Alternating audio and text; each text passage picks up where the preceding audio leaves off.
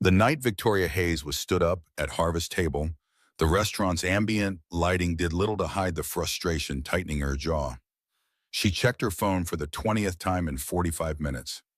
No messages, no calls, nothing from the investment partner her assistant had arranged to meet. Another waste of a rare evening away from her office. Victoria signaled for the check, eager to escape the sympathetic glances from the waitstaff. The sommelier approached with practiced deference. Victoria, would she like to take the barely touched bottle of Bordeaux home? She declined with a tight smile. What she wanted couldn't be bottled or purchased a single evening where she wasn't Victoria Hayes, the cold-blooded CEO, the woman who built Hayes Technologies from nothing into an $11 billion empire. Just one night as someone normal. A commotion erupted near the entrance. A man in his early 30s with slightly disheveled dark hair was negotiating with the hostess while holding the hand of a little girl who looked about 6 years old. His deep voice carried across the hushed restaurant. Just a quick dessert at the bar. It's her birthday, and I promised her the chocolate cake here. Victoria watched as the hostess shook her head apologetically. Friday nights at Harvest Table were booked weeks in advance, a fact Victoria knew well, having pulled strings through her company to secure her own reservation. The little girl looked up at her father with wide eyes. It's okay, Daddy. We can go somewhere else. She tugged at his hand, but disappointment shadowed her small face. Victoria felt something shift inside her chest, a feeling almost foreign after years of ruthless business decisions. Before she could think twice, she stood up. Excuse me, she called out. You can join me if you'd like. I have a table for two, and it seems my companion isn't going to show. The man turned, surprise evident on his face. He hesitated, his eyes cautious yet hopeful. That's very kind, but we wouldn't want to impose. Not at all. Victoria extended her hand, noticing his strong jawline and the kind eyes that crinkled slightly at the corners. I'm Tori. She offered her nickname without thinking, the one unused since college before Hayes Technologies, before the billions. Jack Miller. And this is my daughter, Emma. He shook her hand firmly, his grip honest and unpretentious. Are you sure we're not interrupting? You look like you were just leaving. Absolutely sure. In fact, you'd be saving me from the embarrassment of dining alone after being stood up. Victoria surprised herself with the candor, the small vulnerability she rarely showed. Emma climbed onto the chair opposite Victoria, her curious eyes taking in everything from Victoria's simple but elegant black dress to her minimal jewelry.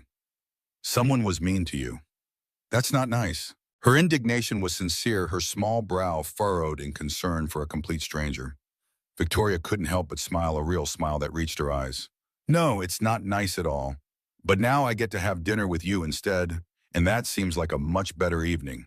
She meant it, the words flowing naturally without calculation or agenda, a rarity in her world of strategic communications and negotiated phrases.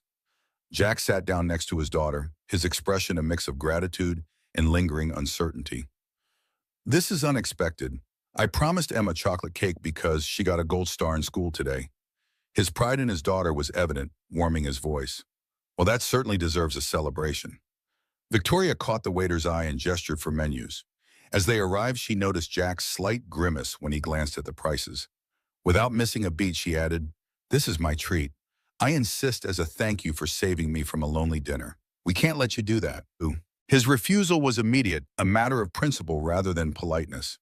Victoria recognized the pride in his stance, respected it even as she formulated a workaround. My company has an expense account for client dinners, and since my client canceled, it would be a shame to waste it. The lie slipped out easily, a small deception that seemed harmless in the moment. There was no client, just a blind date, and the bill would come from her personal account, a drop in the ocean of her fortune. Jack seemed to relax slightly, though a hint of dignity still straightened his shoulders. All right, but only if you let me get the tip. Victoria nodded, admiring his insistence on contributing something. Emma, oblivious to the adult negotiations, was already engrossed in the children's menu. Look, Daddy, they have mac and cheese shaped like stars. Her excitement over something so simple struck Victoria, whose childhood had been filled with extravagance that quickly lost its luster. Dinner progressed with surprising ease. Jack explained that he worked as a high school English teacher and coached the wrestling team. He'd been raising Emma alone since his wife died from complications during childbirth. The pain was evident in his eyes when he mentioned her, but there was also tremendous love when he looked at his daughter. Emma is my whole world, he said, simply ruffling her hair as she devoured her star-shaped pasta. Victoria found herself captivated by this man who spoke about literature with passion and treated his daughter with such tenderness and respect. When asked about herself, Victoria kept her answers vague. She worked in investment management. Her hours were flexible, and she had recently moved back to the city after traveling for work. What she didn't mention was that she was Victoria Hayes, founder and CEO of Hayes Technologies, a company she'd built from the ground up that had revolutionized renewable energy storage and was now valued at over $11 billion. She didn't mention the 3 homes she owned, the private jet, or the fact that she could buy this entire restaurant without blinking. For one night, she was just Tori, a woman enjoying dinner with a kind man and his adorable daughter. When Emma's chocolate cake arrived with a candle, both Victoria and Jack sang happy birthday, causing the little girl to beam with delight. Make a wish, Victoria encouraged. Emma closed her eyes tight, then blew out the candle with gusto. I'm not telling what I wished for, or it won't come true, she declared with the seriousness only a 6-year-old could muster. As the evening wound down, Jack insisted on leaving the tip, a generous amount that Victoria suspected might have been more than he could comfortably afford, but she respected his need to contribute. Thank you again, he said as they stood outside the restaurant. This was really nice. The sincerity in his voice touched something in Victoria that expensive business dinners and society events never reached. It was my pleasure, truly. Victoria found herself reluctant to say goodbye. Emma tugged on her hand, her small fingers warm against Victoria's palm. Do you like the playground? We're going to the big one in Central Park tomorrow. Her eyes were bright with hope for another encounter. Emma. Jack's gentle admonishment carried no real reprimand. I'm sure Tori has plans. Victoria hesitated only briefly. Actually, I don't. What time will you be there? The surprise on Jack's face quickly gave way to a warm smile that made Victoria's heart beat a little faster. Around noon. If that works, it's perfect. I'll see you both then. As Victoria watched them walk away, Jack holding his daughter's hand, she felt something she hadn't experienced in years. A lightness, a genuine connection untainted by power dynamics or hidden agendas. She slipped into the back of her waiting town car, careful to make sure Jack and Emma had turned the corner first. Home, Ms. Hayes, her driver asked. Yes, please, James. She leaned back against the leather seat, already looking forward to tomorrow, a sensation so unfamiliar, it took her a moment to recognize it as simple happiness. The contrast between her world struck her as the car pulled up to her Upper East Side mansion. The doorman greeted her with practiced deference as she entered the marble foyer. The space was immaculate, decorated by the city's top designer, yet it had never felt like home, just a showcase for her success. Victoria kicked off her heels and padded to her home office. She hadn't planned to work tonight, but old habits died hard. Notifications crowded her phone, 3 messages from her executive team, an alert about market fluctuations in Asia, and a reminder about tomorrow's board meeting. She ignored them all, something she never did, and instead found herself searching for Jack Miller online. A few clicks revealed his profile on the Westside High School website. English department, wrestling coach, faculty advisor for the literary magazine. A man grounded in community and service. No social media presence, to speak of another rarity in this digital age. Victoria felt a strange relief at that. It meant he was unlikely to have encountered much about her online either. Her phone rang, her assistant Megan, the only person who might call this late. Victoria hesitated before answering. Everything okay with the Singapore deal? Megan's voice was crisp, professional. Yes, all finalized. But there's something else. Trevor Matthews just announced a breakthrough in solid-state battery technology. It's all over the tech news. Victoria felt her stomach tighten. Trevor Matthews, her former fiancé, the man who'd left her when Hayes Technologies was still a struggling startup, claiming he couldn't hitch his future to her unrealistic ambitions. Now he headed a rival firm, their competition as personal as it was professional. How significant is the breakthrough? Victoria moved to her computer, pulling up the business news sites. Significant enough. Early reports suggest 30% more efficiency than our current models. Stock analysts are already speculating. Megan's concern was evident even through her professional tone. Victoria scanned the article that featured Trevor's smug face alongside graphs predicting market shifts. Have the team prepare a comprehensive analysis for tomorrow's meeting.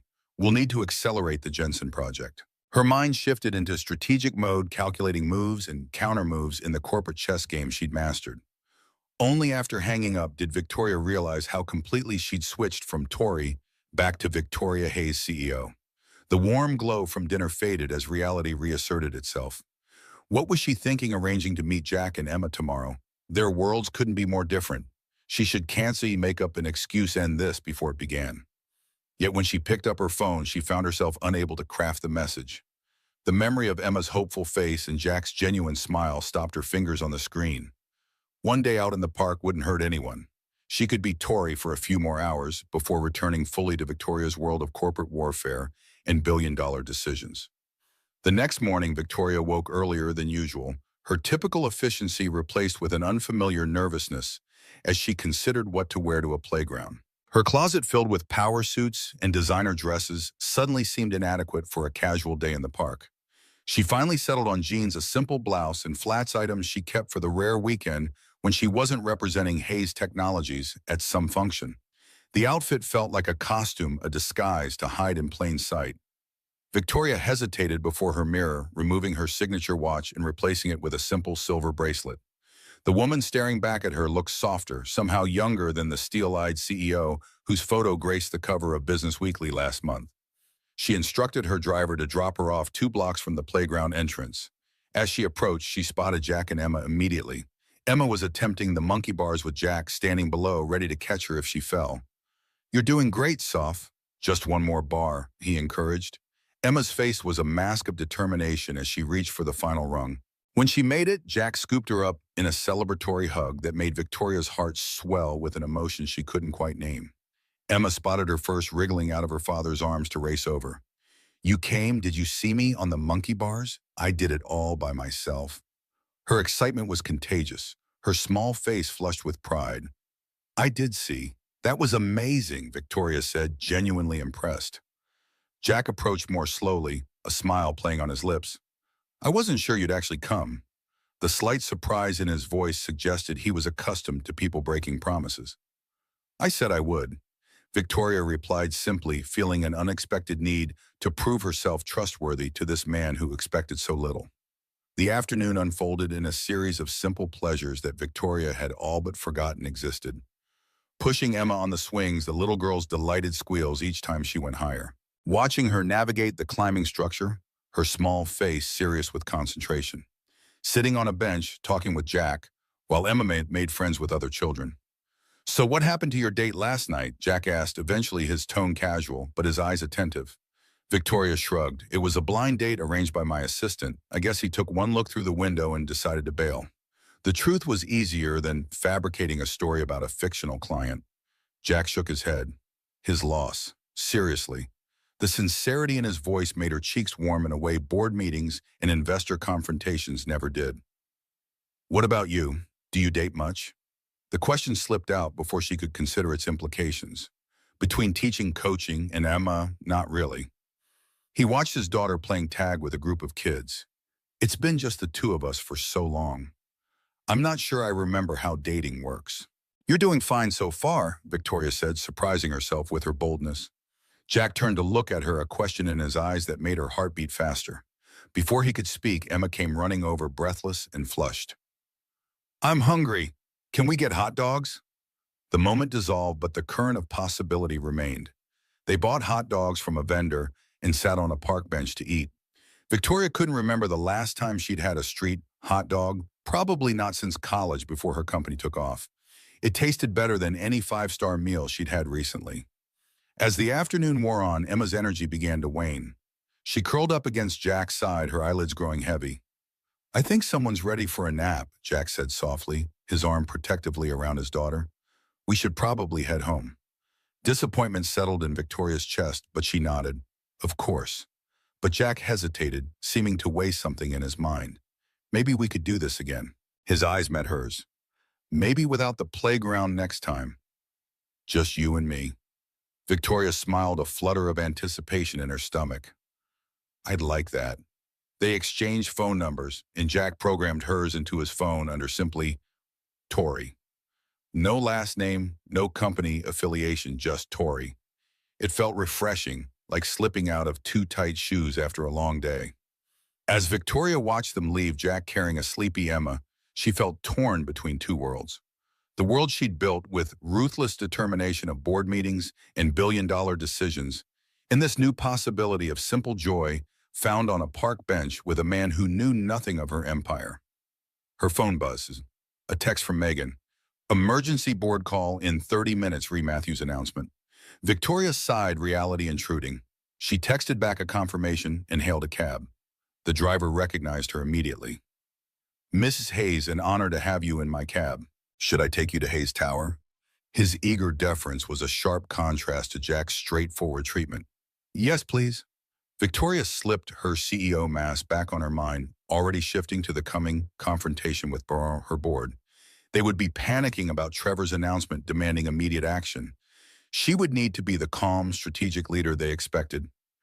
Not the woman who had just spent the afternoon pushing a 6-year-old on a swing. The Hayes Technologies headquarters dominated the skyline, a gleaming testament to Victoria's vision and relentless drive. As she entered the executive elevator, employees nodded respectfully, their eyes lowering when she looked their way. The weight of being Victoria Hayes settled back on her shoulders, familiar and heavy. The boardroom fell silent as she entered. 8 men and 3 women in expensive suits looked to her for reassurance for the leadership that had turned their investments into fortunes. Victoria took her place at the head of the table, her casual park clothes replaced by an emergency suit kept in her office. Before we begin, I've reviewed the Matthews announcement, she said, her voice cool and controlled. It's significant but not catastrophic. Their solid-state technology shows promise, but faces substantial manufacturing hurdles. We've been anticipating this move. She nodded to her CTO, who began presenting the accelerated timeline for their own competing technology. As the meeting progressed, Victoria was fully present, steering the discussion with the strategic brilliance that had built her empire. Yet somewhere in the back of her mind, she kept seeing Jack's genuine smile, feeling Emma's small hand in hers. 2 worlds that seemed impossible to reconcile. After the meeting, Megan followed her into her office. The board's reassured for now. You always know exactly what to say to them. She placed a stack of documents requiring signatures on Victoria's desk. Victoria nodded absently, her mind elsewhere. Megan, tell me something. When was the last time I took a day off, a real day, not working from a different location? Megan blinked, surprised by the question. Honestly, I can't remember. Maybe 3 years ago when you had the flu. Even then, you took calls from your bedroom. That's what I thought. Victoria signed the documents mechanically. Clear my schedule this Saturday, would you? The whole day. Megan's shock was evident. The request was unprecedented. Yes, the whole day, personal time. Victoria didn't elaborate, and Megan knew better than to ask. As her assistant left, Victoria found herself staring out at the city sprawled below her office, wondering which neighborhood Jack and Emma called home, wondering if she could really keep these worlds separate or if the collision was inevitable. Over the next few weeks, Victoria lived a double life. By day, she was the formidable CEO driving her company forward, countering Trevor's announcement with an accelerated innovation timeline that kept shareholders confident. But evenings and weekends increasingly belonged to Tori, the woman who met Jack for coffee after his teaching day, who joined him and Emma for dinner at modest restaurants where she insisted they split the bill, though she could have bought the entire block. They settled into a rhythm that felt surprisingly natural. Jack never asked about Tori's work beyond the basics, and she found herself grateful for his lack of curiosity. For once, someone was interested in her. Not her money, not her company, just her. She learned that Jack had grown up in a blue-collar family, the first to attend college, working construction each summer to pay tuition. He spoke of books with a passion that made them come alive, quoted Hemingway and Austen with equal reverence. His wrestling team had become a second family, the boys looking to him for guidance that extended far beyond the mat. Victoria found herself sharing parts of herself she'd kept hidden for years. Her childhood in a middle-class neighborhood in Connecticut, her parents' initial disappointment when she abandoned medical school for the uncertain world of tech startups. She spoke of her early vision for energy storage solutions and carefully editing out the billions that vision had eventually generated. With each meeting, each shared laugh, each glimpse into Jack's life with Emma, Victoria felt herself falling deeper into a connection that both thrilled and terrified her. She was building a relationship on a foundation of omission, if not outright deception. Yet the thought of revealing herself as Victoria Hayes' tech billionaire made her stomach clench with fear. Would Jack look at her differently?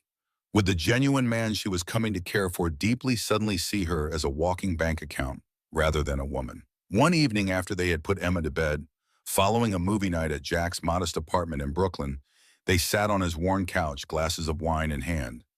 "You're amazing with her," Jack said quietly. "She adores you. The way you listen to her, really listen, most adults don't do that with kids." "The feeling is mutual. She's a special kid." Victoria meant it. Emma's intelligence, her curiosity, her openness had captivated her from the first meeting. "It's more than that. You treat her like a person, not just a child." He set his glass down, his expression serious. "Do you want children someday?" The question caught Victoria off guard. In her world of board meetings and investment decisions, family planning had always seemed like a distant concept, something for someday when her company was established. Now at 32 with an empire built, the question hit differently. "I've never really thought about it," she admitted. "My work has always been all-consuming. The mysterious job you never talk about," Jack teased gently, but there was a question beneath the lightness. Victoria shifted uncomfortably. "It's not that interesting. Everything about you is interesting." He moved closer, his hand finding hers. "Tori, I know we haven't known each other long, but I feel like I've been waiting to meet you." The sincerity in his voice made her breath catch. When he leaned in to kiss her, she met him halfway. His lips were soft, his touch gentle yet confident. It felt right in a way nothing had in a very long time. When they broke apart, Jack's eyes searched hers, finding something that made him smile.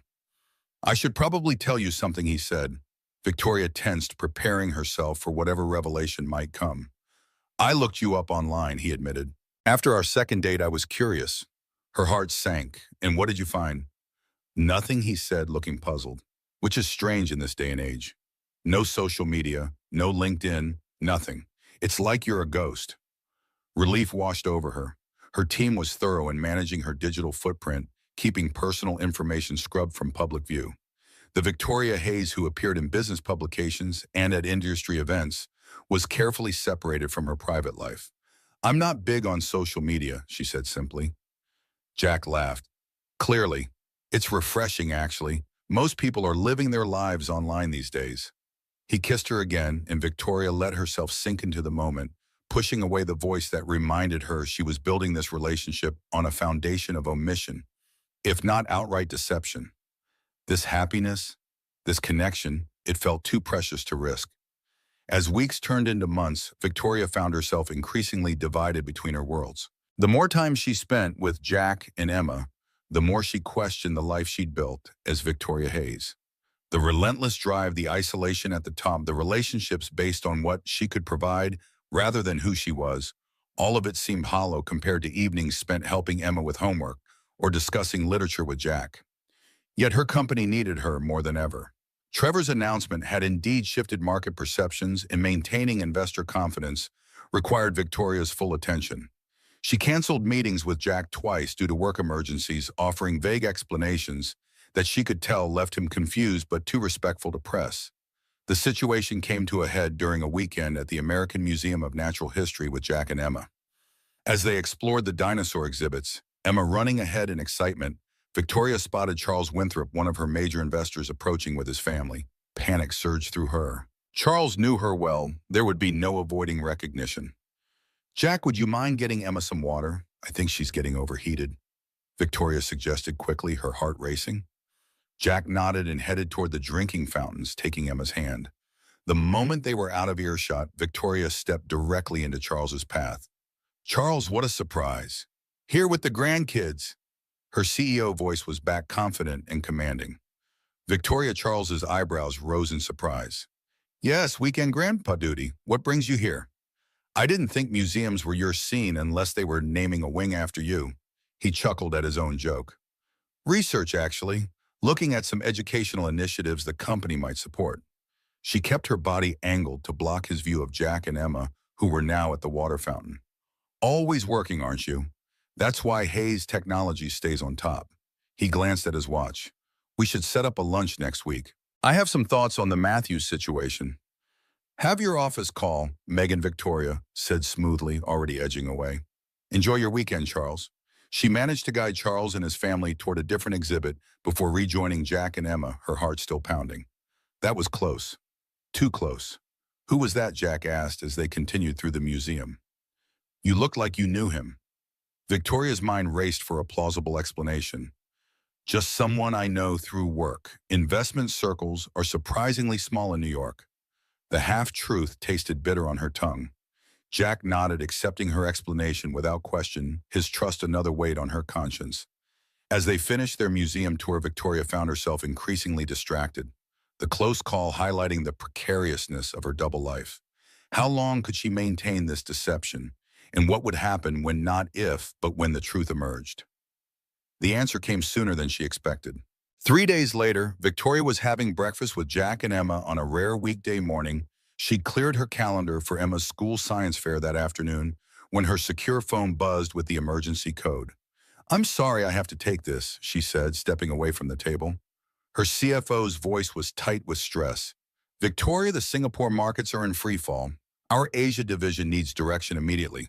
The board is assembling for an emergency call in 30 minutes. I'll send the details to your tablet. I'll be there. Have the jet ready. She ended the call and returned to the table where Emma was explaining the intricacies of her school's upcoming science fair to her father. Everything okay? Jack asked, concern evident in his expression. Work emergency. I'm so sorry, but I have to go. She gathered her purse and already shifting to crisis management mode. Jack looked surprised. On a Wednesday morning, your investment firm needs you that urgently. It's international business at different time zones, she explained vaguely, hating each evasion. I'm sorry to miss hearing about your science project, Emma.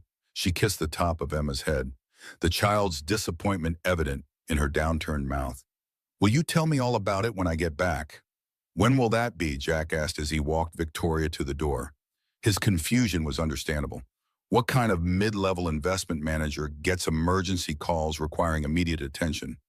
I'm not sure. A few days, maybe a week. She couldn't meet his eyes. I'll call when I can. His confusion deepened to concern. A week, Tori, what exactly do you do? This doesn't sound like typical investment work. It's complicated. I'll explain everything when I get back. I promise. She kissed him quickly, guilt and anxiety churning in her stomach. I have to go. The next 12 days were a blur of emergency meetings, market stabilization efforts, and around-the-clock strategy sessions. The Singapore crisis was worse than anticipated, requiring Victoria's physical presence first there, then in Hong Kong. She called Jack when she could brief conversations that left him more confused than reassured. You're in Asia, he asked during one late-night call, the disbelief evident in his voice. For an investment job? It's complicated, she repeated, hating how evasive she sounded. So you keep saying, he replied, his patience clearly wearing thin. By the time Victoria returned to New York, nearly 2 weeks had passed. She texted Jack from the airport asking if she could come over. His reply was simple. We're home. When she knocked on his apartment door, it was Emma who answered, her face lighting up. Tori, you're back. Did you bring me something from your trip? Victoria's heart sank. She hadn't even thought to buy souvenirs, her mind consumed with corporate fires and market stabilization. I'm sorry, sweetie. It was all work, no shopping. Jack appeared behind his daughter, his expression guarded. Welcome back. The coolness in his voice stung. Can we talk? Victoria asked quietly. He nodded toward the living room. Emma, honey, can you play in your room for a bit? But Tori just got here, the little girl protested, her disappointment palpable. Just for a little while, please. Jack's gentle firmness left no room for argument. Emma reluctantly retreated, casting glances over her shoulder. When they were alone, Jack crossed his arms. So are you going to tell me what's really going on? Because investment analysts don't typically jet off to Asia at a moment's notice for weeks at a time. Victoria took a deep breath, the moment she'd been dreading finally upon her. You're right, I haven't been completely honest with you. She watched as his expression darkened. Are you married, is that it? The accusation startled her. What? No, nothing like that. Then what? Because I've been racking my brain trying to figure out why someone would be so secretive about their job. I'm not just an investment analyst. She paused, then decided to rip off the bandage. I'm the founder and CEO of Hayes Technologies. Jack stared at her blankly. It's a tech company, she continued. We specialize in renewable energy storage solutions. Recognition dawned slowly on his face. Wait, Hayes Technologies. The Hayes Technologies that's always in the business news. The billion-dollar company. 11 billion as of last quarter. She confirmed quietly, watching his face carefully. Jack sank onto the couch, visibly processing. You're a billionaire. His voice had a hollow quality that broke her heart. Yes. And you let me pay for coffee. You let me leave those tips at restaurants. His incredulity stung, though she understood it. I wanted you to see me, not my money. She sat beside him, not touching, but close. From the moment we met, you treated me like a person, not a bank account or a business connection. Do you know how rare that is in my world? But you lied to me, I omitted. I never directly lied. Even to her own ears, the distinction sounded weak. Lies of omission are still lies, Tori. Jack's jaw tightened. Or should I call you Victoria? I'm an English teacher. I understand semantics. Victoria felt her carefully constructed world crumbling. Did you think I'd treat you differently if I knew? That I would try to take advantage of you? It wasn't about that. She struggled to articulate feelings she'd barely acknowledged to herself. People always want something from me. Always. Business deals, investments, donations, connections. Nobody ever just wants me. I wanted you, he said quietly. Just you. The past tense wasn't lost on Victoria. And now Jack ran a hand through his hair, his frustration evident.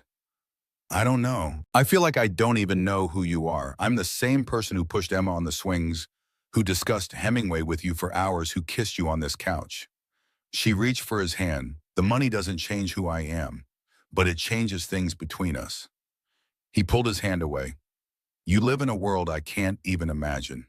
Private jets and emergency board meetings in Asia. Meanwhile, I'm saving up for Emma's college fund and worrying about the rent increase next year. Those things don't matter to me. They should. They're reality. My reality. He stood up, pacing the small living room. And what about Emma? She's gotten attached to you. What happens when your world pulls you away again? When you disappear for weeks at a time with barely a phone call? The accusation stung because there was truth in it. I'm sorry about that. The crisis caught me off guard. I should have communicated better. Yes, you should have. His voice softened slightly. Look, I need some time to process this. It's a lot to take in. Victoria nodded, fighting back tears. I understand. Daddy Emma's small voice came from the hallway where she stood in her doorway. Why are you mad at Tori? Jack's expression immediately gentled. I'm not mad, sweetie. We're just having a grown-up talk. You sound mad. Emma approached cautiously. Is Tori leaving again? The hurt in the child's eyes was almost too much for Victoria to bear. I should go, she said quietly to Jack. Give you space to think. She knelt down to Emma's level, her heart breaking at the thought of losing this child she'd grown to love. I need to go home now, but I'm not disappearing again. I promise. Pinky promise. Mama held out her tiny finger, her eyes serious. Victoria linked her pinky with Emma's. Pinky promise. As she left the apartment, the weight of what she might lose pressed heavily on her chest. She had finally found someone who saw her for herself, and her own secrets might have ruined everything. The town car waited at the curb, James opening the door with practiced efficiency. Where to, Miss Hayes' home or the office? Victoria stared out at Jack's modest apartment building, a world away from her mansion and corporate tower.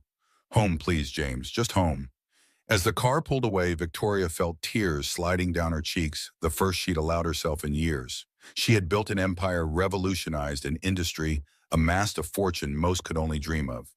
Yet sitting alone in the back of her luxury car, she had never felt poorer. For 3 days, Victoria buried herself in work, the familiar refuge of spreadsheets and strategic planning, offering cold comfort against the void Jack's absence had created. Hayes Tower hummed with the usual corporate energy employees scurrying out of her path as she strode through hallways, her expression harder than usual. The Singapore crisis had been contained, but its aftershocks rippled through the company's Asian markets, demanding her constant attention. Or so she told herself as she worked past midnight, her corner office overlooking a Manhattan that never slept much, like herself these days. Megan placed a fresh coffee on Victoria's desk, concern etching her features. You haven't left the building in 72 hours. There's dedication, and then there's whatever this is. The personal observation from her typically professional assistant underscored the abnormality of Victoria's current behavior. Victoria stared at market projections without seeing them. Anything from legal about the Matthews patent challenge? The deflection was transparent, but Megan allowed it. Nothing new. They're confident his breakthrough won't affect our core technology patents. But that's not why you're camping out in your office, is it? Megan had been with Victoria since the early days before the billions, before the power. She was perhaps the only person who could speak to Victoria without calculation or agenda. Victoria's fingers stilled on her keyboard. I met someone, and I lied to him about who I am. Now he knows, and I might have lost him. The admission felt like ripping off a bandage, painful but necessary. Megan's eyebrows rose slightly, the only indication of her surprise. The man from the restaurant, the one with the little girl? Victoria nodded, surprised that Megan had made the connection from the minimal information she'd shared weeks ago. How did you... You've taken more personal time in the last 3 months than in the previous 5 years combined, and you smile at your phone when it buzzes with certain messages? Doesn't take a genius. Megan's perceptiveness was one reason she'd survived so long as Victoria's right hand. He's a teacher, a high school English teacher and wrestling coach. Victoria almost laughed at how absurd it sounded when spoken aloud in her executive suite. His daughter is 6. They live in a 2-bedroom walk-up in Brooklyn.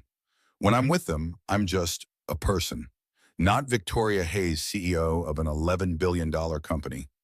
Just Tori. The diminutive felt foreign in this space where she'd always been Ms. Hayes or Victoria Never, the casual nickname of her pre-fame life. Megan nodded understanding without judgment. And he found out the truth when you disappeared to Singapore. Victoria swiveled her chair to face the floor-to-ceiling windows, the city lights blurring as she blinked back unexpected tears. He thinks I lied because I didn't trust him, that I thought he'd try to take advantage. But it wasn't that. I just wanted to be normal for once, Megan finished for her. To have someone see you, not your bank account or your influence. Victoria turned back, meeting Megan's gaze. How do I fix this? The question hung in the air, vulnerable and uncharacteristic from a woman who always had answers, who built solutions from nothing. Megan considered for a moment. Maybe the same way you built this company, with honesty, determination, and the willingness to take a risk that matters. She gathered empty coffee cups from Victoria's desk. But first, go home and shower. You're the most powerful woman in tech, not a college student pulling an all-nighter. The gentle admonishment broke through Victoria's spiral, drawing a reluctant smile. Get out of my office before I remember I'm your boss. The exchange felt normal grounding when everything else seemed to be shifting beneath her feet. Back at her mansion, Victoria moved through empty rooms that had never felt quite so cavernous before. The cleaning staff had been and gone, leaving everything immaculate and soulless. She passed Emma's drawings, now framed on her study wall, colorful crayon creations given freely without knowledge of the wealth that surrounded them.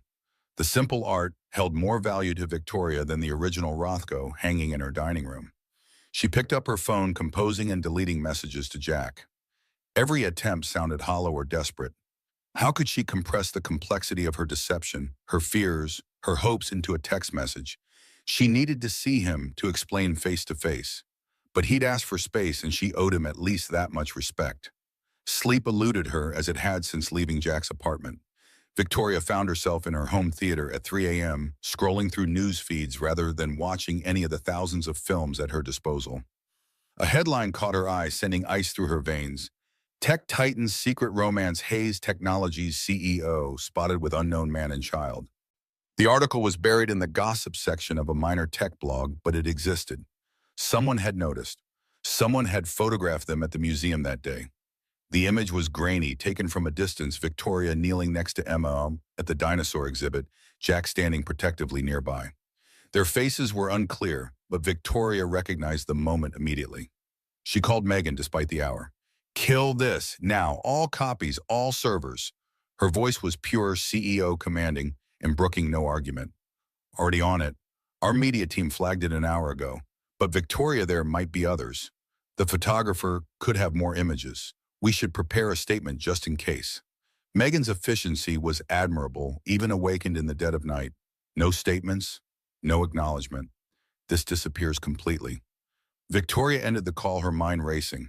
The article hadn't identified Jack or Emma, but it wouldn't take much for someone to connect the dots, especially if more photos existed. The thought of Jack and Emma being hounded by paparazzi, their lives upended because of her, made her physically ill. Morning brought a new crisis. Trevor Matthews had called a press conference supposedly to announce further developments in his solid-state battery technology. Victoria watched from her office as he took the podium, his practiced smile triggering memories of their past relationship. "We're not just announcing a technological breakthrough today," Trevor's smooth voice carried through the live stream. "We're announcing a philosophy." While some tech companies build walls between themselves and the world, isolating their leadership in ivory towers, Matthews Energy believes in transparency and community integration. "Our executives live real lives among real people, not hidden behind security details and corporate facades." The barb was thinly veiled, aimed directly at Victoria's notorious privacy. Trevor had always resented her insistence on keeping their relationship out of the public eye years ago. Now he was weaponizing it against her company. Victoria's phone buzzed with a text from an unknown number. "We should talk." The brevity and lack of identification told her exactly who it was, Trevor himself watching her reaction in real time. The arrogance of it, the presumption that she would respond to his summons, ignited a familiar fire in her belly. This was the battlefield she knew, where strategies and counter-strategies played out for billions in market capitalization. This at least she could fight. She drafted a press release immediately announcing Hayes Technologies' new educational initiative, a multi-million-dollar program, bringing cutting-edge technology labs to underfunded schools nationwide. Let Trevor play his games with veiled insults. She would respond with action, with something that actually mattered. The first school on the list, Westside High, where Jack taught English and coached wrestling. The decision brought momentary satisfaction, followed quickly by doubt. Would Jack see it as a genuine initiative, or as Victoria trying to buy her way back into his life? The blurred line between her personal and professional motivations unsettled her. For the first time in her career, Victoria questioned her own judgment, her ability to separate emotion from strategy. By afternoon, the minor blog post had indeed disappeared, but Victoria's paranoia remained. She called her head of security to her office. "I need a full assessment of privacy vulnerabilities regarding my personal activities outside the company. Any potential leaks, any staff who might talk to the press, any photographers who might be following me. And I need a security protocol for protecting the privacy of associates who may be with me." The security chief, a former military officer who'd been with Victoria for 5 years, nodded without expression. "Anyone in particular we should be focusing protective detail on, Ms. Hayes?" Victoria hesitated, then pulled up Jack's faculty photo from the Westside High website. Jack Miller, English teacher at Westside High School in Brooklyn, and his daughter Emma Miller, 6 years old. "I don't want them approached, surveilled, or made aware of any security presence, but I need to know they're protected from media intrusion." The admission felt both necessary and invasive, another decision made about Jack's life without his knowledge or consent. As the security chief left with his new assignment, Victoria stared at Jack's photo on her screen. The honest eyes, the slight smile that hinted at his dry humor. She'd compromised his privacy by entering his life under false pretenses. Now she was taking further steps affecting him without permission. The ethical tangle was growing more complex with each decision. Her phone rang. "Megan again. Matthews is making moves. He's approached 3 of our major investors with private meetings in the past 4 hours." Victoria felt the familiar rush of adrenaline that came with corporate warfare. Trevor was attempting to undermine investor confidence, perhaps setting up for a hostile action. "Set up calls with all our institutional investors. I'll handle them personally. No one poaches from my company." She was back on familiar ground, the certainty of battle clarifying her thoughts. This at least she knew how to win. The calls consumed her evening, each investor needing personal reassurance about Hayes Technologies' market position and innovation pipeline. Victoria was at her persuasive best, the charismatic visionary who had turned their millions into billions. By midnight, she was confident the immediate threat had been contained. As she prepared to finally leave her office, Victoria's private line rang, the number only a handful of people possessed. She answered warily. Trevor's voice poured through the speaker, smooth as aged whiskey. Been a while, Vicky. I see you've been busy putting out the fires, I started. The familiar nickname, one she'd always hated, one only he had used, sent a wave of revulsion through her. What do you want, Trevor? She kept her voice ice-cold professional. Just checking in on an old friend. Those investors seemed pretty receptive to my pitch until you worked your magic. Always were good at making people believe in you, until they get too close. His insinuation hung in the air between them. If you have a business proposition, schedule it through my office. Otherwise, don't call this number again. Victoria moved to end the call, but Trevor's next words froze her finger above the screen. I saw the pictures, you know. You with the teacher and his kid, playing happy families in the museum. Quite the departure from the Victoria Hayes everyone knows. His tone was casual, conversational, but the threat beneath it was unmistakable. Victoria's heart hammered against her ribs. What pictures? The denial was automatic, though she knew exactly what he meant. Don't insult my intelligence, Vicky. I have friends at every tech blog in the country. Your cleanup crew was impressive, but not quite fast enough. Trevor's smug satisfaction was palpable, even through the phone.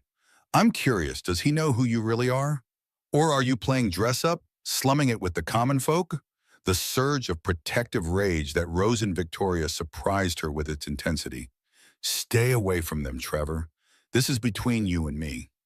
Her voice dropped to a dangerous register, a tone her board members knew preceded ruthless action. Trevor laughed, the sound grating against her nerves. Now that's interesting. The great Victoria Hayes actually caring about someone other than herself. I wasn't sure it was possible. He paused, letting the moment stretch uncomfortably. Tell you what, back off on the Jensen project, let Matthews Energy take the European market, and I'll make sure these photos never see wider distribution. Simple business arrangement between old friends. The blackmail attempt was so blatant it was almost laughable. But the stakes, Jack and Emma's privacy, their peaceful existence, sobered her instantly. You have 48 hours to reconsider that position before I destroy your company. The Jensen project isn't just market share on Trevor. It's the future of energy storage, and you know it. Victoria ended the call before he could respond, her hands shaking with fury. She sat in her darkened office, the city lights painting patterns across her desk. Trevor had always been ambitious, ruthless even, but this crossed into new territory. He'd discovered her vulnerability, not financial or technological, but personal, and moved immediately to exploit it. The Trevor she'd once thought she loved had never existed. A text message illuminated her phone. Unknown number again, but not Trevor this time. I know I asked for space, but Emma keeps asking about you. She misses Tori. Jack's message, brief and careful, cracked something in Victoria's chest. Below it, a photo, Emma holding up a science fair ribbon, beaming with pride. First place, Victoria stared at the image, the small triumph, somehow more significant than any corporate victory she'd achieved. She texted back after careful consideration. Tell her congratulations from me. I miss her too. And you, the admission felt dangerous and necessary, a truth she couldn't hold back. Jack's response came quickly. Maybe we could talk this weekend. I'm still processing everything, but Emma's been drawing pictures of you every day. Seems wrong to keep you apart because of adult complications. Relief flooded through Victoria, followed immediately by anxiety. Trevor's threat loomed large, the 48-hour deadline ticking in her mind. Would meeting with Jack put him and Emma at greater risk, or would staying away simply punish them all for her deception and Trevor's malice Saturday? Your place or mine? She hit send before she could overthink it, then followed quickly with another message. That came out wrong. I meant, where would you be comfortable meeting? Jack's response made her smile for the first time in days. Neutral territory might be best. The playground where we went that first weekend, knew Emma would love it. The playground, where she'd first watched Jack with his daughter, first felt that unexpected pull toward their simple, authentic connection. Perfect, I'll be there. No driver, no security, no CEO trappings, just me. It was a promise to herself as much as to him. The next morning brought new complications. Victoria's security chief entered her office without appointment, his expression grave. Ms. Hayes, we've detected surveillance on Mr. Miller and his daughter. Not media professional, possibly corporate espionage. They were followed to school yesterday and back to their apartment. Victoria's blood ran cold. Trevor, it had to be. He was gathering leverage, watching for patterns, weaknesses. Are they in danger? Her voice remained steady though her pulse raced. Not immediate physical danger, but their privacy has been compromised. We've established counter-surveillance, but haven't intervened directly per your instructions to remain invisible. The security chief's training kept any judgment from his voice, but Victoria heard the unspoken question. At what point would she authorize more direct protection? Keep watching. If anyone approaches them, I want to know immediately. And I want profiles on whoever Trevor has hired. Full background capabilities. Known associates. Victoria made the decision instantly. She would not let Trevor's games endanger Jack and Emma, even if it meant revealing her own protective measures. The next 48 hours passed in a blur of strategic meetings, investor calls, and preparation for Saturday. Victoria found herself distracted during board discussions, her mind wandering to the playground, to Emma's smile, to Jack's honest eyes now clouded with doubt because of her deception. Friday afternoon, Trevor called again. Time's up, Vicky. What's it going to be? The Jensen project or your little secret goes public? His confidence grated against her nerves. Victoria had prepared for this moment, gaming out scenarios with her executive team without revealing the personal stakes. I have a counter-offer, Trevor. She kept her voice professionally pleasant, as though discussing a routine business matter. Matthew's Energy has been struggling with manufacturing scale-up. Your prototype works in the lab, but can't be mass-produced cost-effectively. My engineers confirmed it last week. Trevor's silence confirmed her intelligence was accurate. She continued pressing her advantage. Hayes Technologies will license certain manufacturing processes to Matthew's Energy, not the core technology, but enough to solve your production bottleneck. In exchange, you forget you ever saw any photos of my personal life, and we establish clear boundaries for competition going forward. The offer was generous on its face, solving Trevor's most pressing problem while protecting her privacy. But Victoria knew the manufacturing license would bind Matthew's Energy to Hayes Technologies in subtle ways, creating dependencies that would benefit her company long-term. Even in personal crisis, she remained the strategic genius who had built an empire. You always were 2 steps ahead, Vicky. Trevor's voice held reluctant admiration. Fine. Send over the licensing agreement. But don't think this makes us friends. I haven't forgotten how you left things between us. Victoria nearly laughed at his revisionist history. Their breakup had been entirely his doing.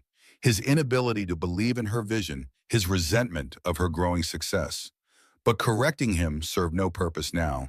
The agreement will be with your legal team within the hour. And Trevor, if I ever hear you've been watching Jack and Emma again, the deal is void, and I will bury your company so deep even your grandchildren won't find the remains. She ended the call. Satisfaction warming her chest. One crisis averted. Saturday morning dawned clear and cool, perfect autumn weather for a playground visit.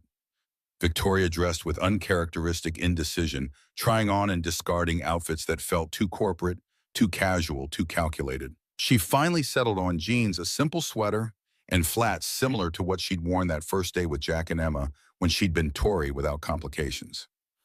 She dismissed her driver for the day, opting instead for a rideshare that dropped her 2 blocks from the playground. The walk allowed her to settle her thoughts, prepare for whatever reception awaited her. As the playground came into view, she spotted them immediately, Jack pushing Emma on the swings, the little girl's delighted laughter carrying across the park. Victoria hesitated at the entrance, suddenly uncertain. Jack looked up, their eyes meeting across the distance. He said something to Emma, who turned and saw Victoria.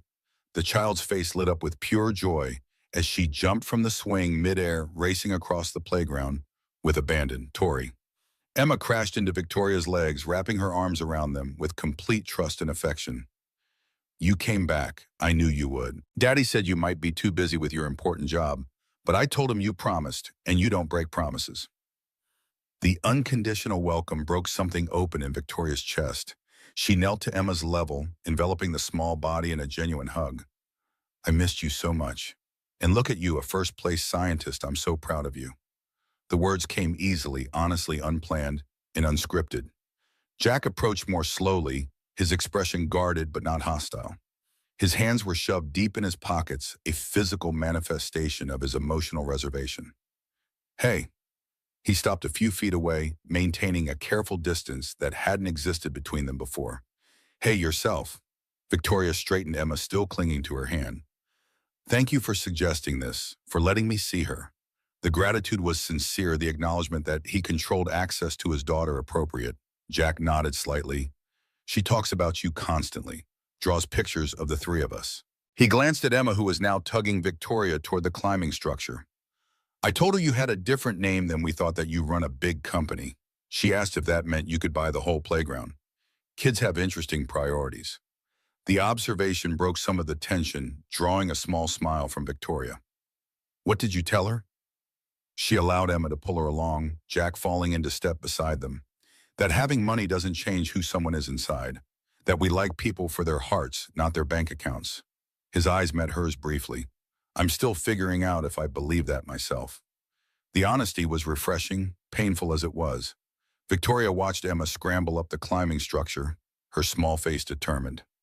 I never meant to deceive you, Jack. That first night at the restaurant, it was just so nice to be seen as a person, not a bank account or a business connection. And then one omission led to another, and suddenly I was living two lives. Jack leaned against the railing, watching his daughter navigate the playground equipment. You know what bothers me most? It's not the money. It's not even really the lane, though, that hurt. He turned to face her fully. It's that you didn't trust me enough to believe I'd see past the billions to the woman underneath.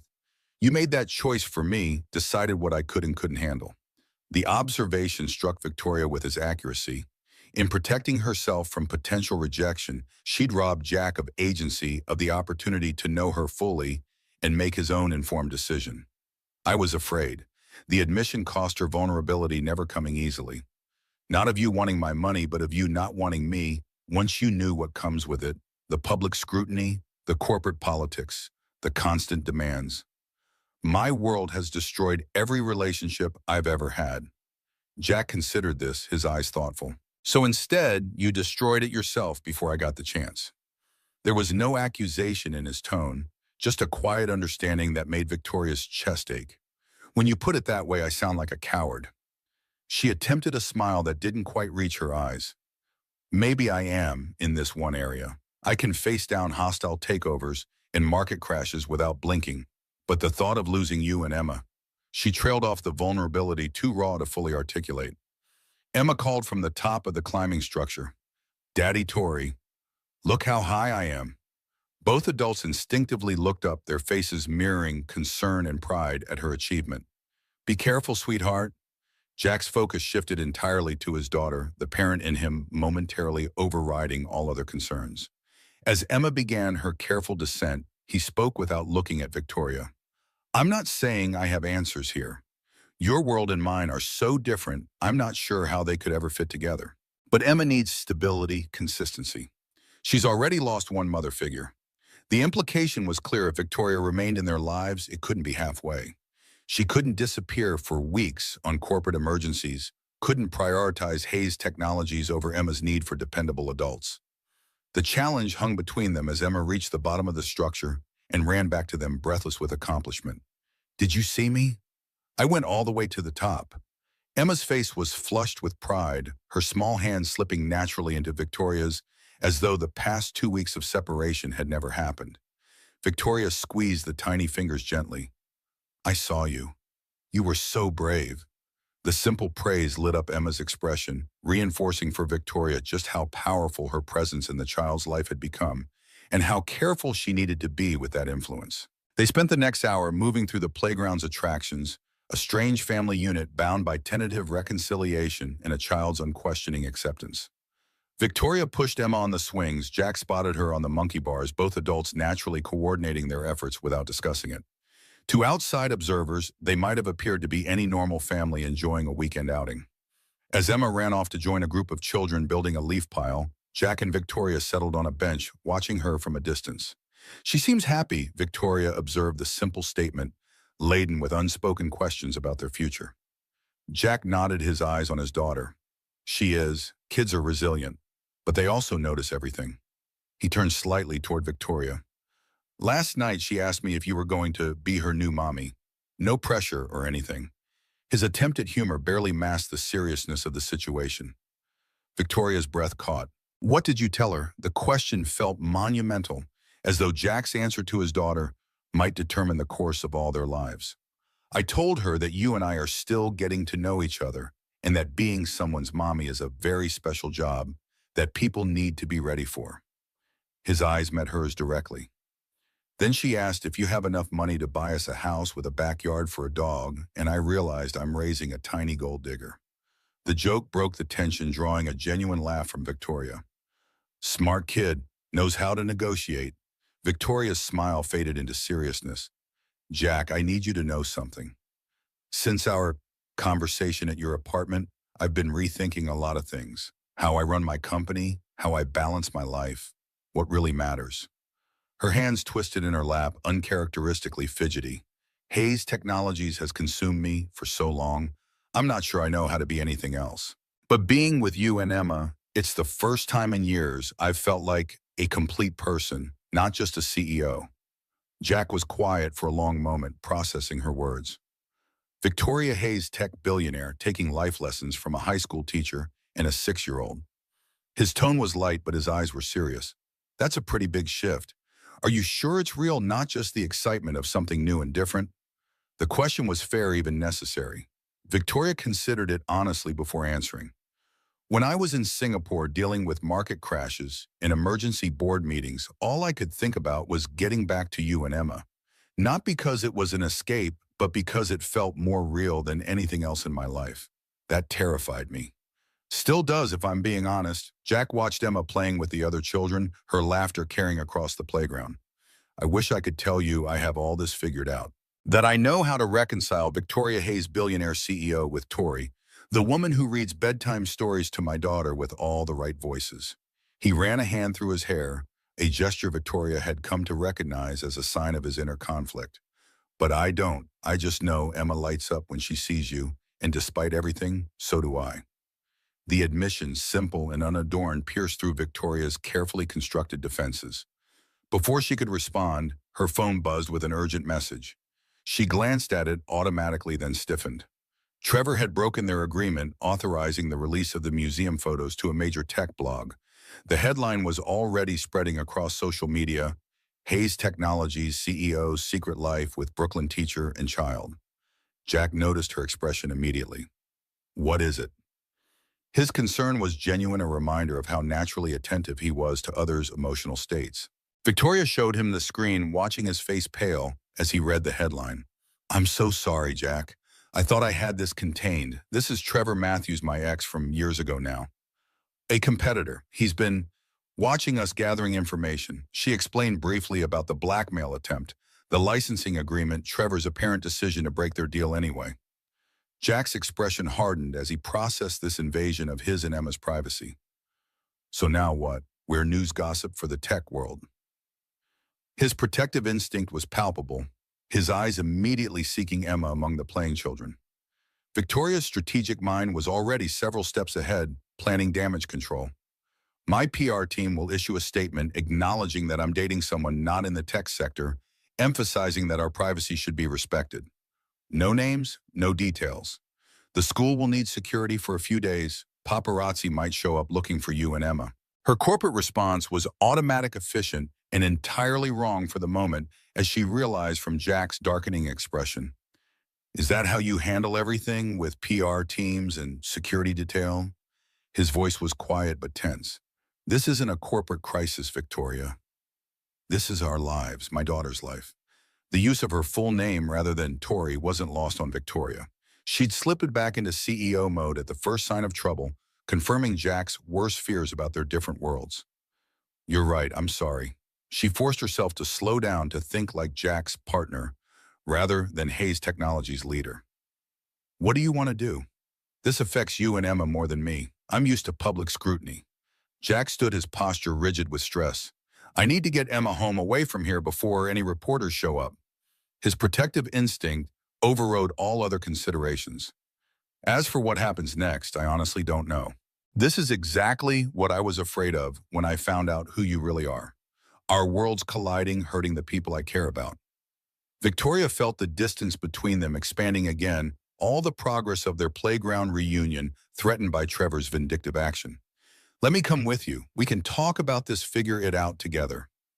The plea was unlike her usual decisive commands, a request rather than an expectation. Jack hesitated, torn between his desire to protect Emma from all complications and his recognition that excluding Victoria from decisions would only replicate the dynamic he'd criticized her for earlier. Okay, but not to our apartment.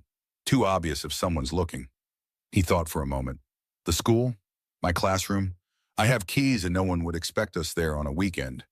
The solution was practical, showing Jack's ability to think clearly even under stress. Victoria nodded, relieved he wasn't shutting her out completely. I'll call for a car with tinted windows, less conspicuous than arriving in my usual town car. The compromise felt right, using her resources without flaunting them. As they gathered Emma from her play, explaining they needed to leave for a special surprise, Victoria's phone rang again. Megan with news she needed to hear immediately. She stepped a few paces away to take the call, keeping Jack and Emma in her sightline. We have a bigger problem than the photos. Megan's voice was tight with urgency. Trevor's made a move. He's contacted 3 of our board members with an unofficial takeover proposal. He's using the media distraction about your personal life to make his play. The board's calling an emergency meeting for tomorrow morning. Victoria's mind raced, corporate strategy and personal crisis colliding. The timing wasn't coincidental.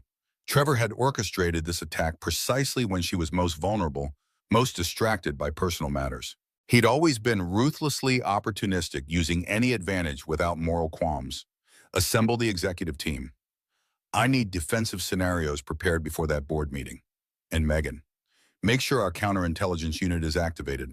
I want to know every conversation Trevor has had with our board members, every promise he's made. Victoria's voice was steel, the CEO fully present despite the playground setting. Jack approached with Emma, having collected their belongings. Ready. His eyes questioned the phone call, sensing its importance. Victoria ended the call, compartmentalizing the corporate crisis to focus on the personal one. The car will be here in 5 minutes. She knelt to Emma's level, keeping her voice light despite the tension thrumming through her body. Ready for a secret adventure to Daddy's classroom? Emma's eyes widened with excitement, blissfully unaware of the adult complications swirling around her. Can we write on the whiteboard? Daddy never lets me touch his special markers. Her innocent enthusiasm was a stark contrast to the high-stakes maneuvering Victoria had just engaged in. I think that could be arranged, just this once. Jack's attempt at normalcy for his daughter's sake tugged at Victoria's heart. Despite everything, his first priority remained Emma's well-being and happiness. The car arrived, an unmarked SUV with tinted windows rather than Victoria's usual luxury town car. As they settled inside, Emma between them in the back seat, Victoria felt worlds colliding in ways she couldn't control. Her corporate empire threatened by Trevor's machinations. Her personal happiness hanging by a thread as Jack confronted the realities of her public profile. Everything she valued, everything she had built or hoped to build, suddenly precarious. Jack's hand found hers across the back seat, a silent acknowledgement that whatever came next, they would face it together, at least for now. The simple human connection grounded Victoria amid the chaos, reminding her why this fight, unlike any corporate battle she'd waged, truly mattered. This wasn't about market share or technological superiority. This was about something far more valuable and infinitely more fragile, the possibility of family, of belonging, of love, without calculation or agenda. As the car navigated Brooklyn streets toward Westside High School, Victoria made a silent vow. She would not let Trevor take this from her. Not her company, and not these 2 people who had somehow become essential to her happiness. For the first time in her career, Victoria Hayes would fight not just to win, but to protect something that couldn't be measured in billions. Westside High School stood empty and silent on Saturday afternoon, its hallways echoing with the weekend absence of teenage energy. Jack led them through side doors with his faculty key, Emma skipping ahead with the unbridled excitement of accessing forbidden territory during off hours.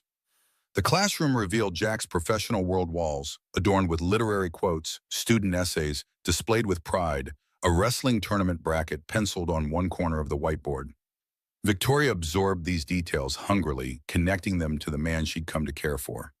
This space represented the other half of Jack, the dedicated educator who shaped young minds, the respected coach who built character through sport.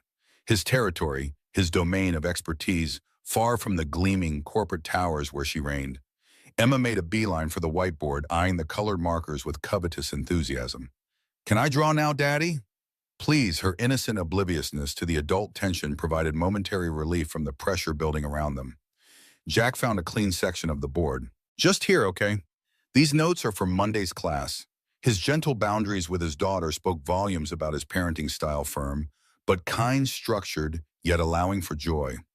As Emma happily began creating a colorful masterpiece, Jack gestured Victoria toward his desk.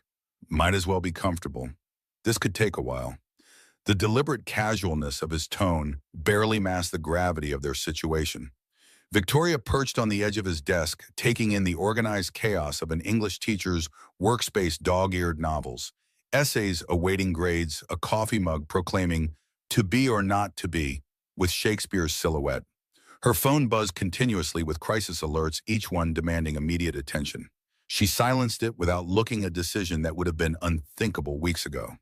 So, your ex-boyfriend is trying to take over your company and using us as pawns in his corporate chess game. Jack's summary cut through pretense, naming their reality with characteristic directness. And now my daughter's picture is probably trending on tech Twitter. Welcome to dating Victoria Hayes. The bitter edge in his voice stung, but Victoria recognized the fear beneath it. Fear for Emma, fear for their privacy, fear for the simple life he'd built being irrevocably altered. I never wanted this for you, Jack. Either of you. If I could undo Trevor's vindictiveness, I would in a heartbeat. Her sincerity was absolute, her regret palpable. Jack leaned against a student desk, watching Emma draw with one eye while focusing on Victoria with the other. The thing is, this isn't just Trevor. It's your world. Even if we solve this immediate crisis, there will be others. Your life comes with spotlights.